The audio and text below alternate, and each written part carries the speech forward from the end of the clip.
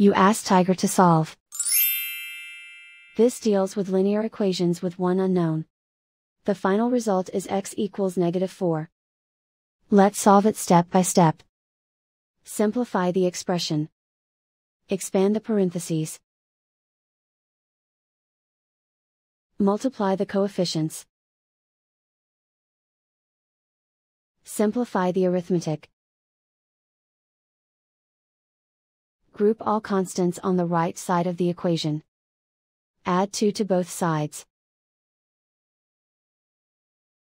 Simplify the arithmetic.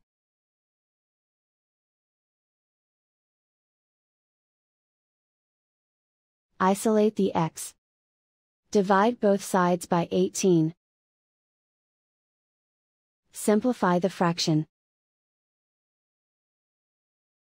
Find the greatest common factor of the numerator and denominator.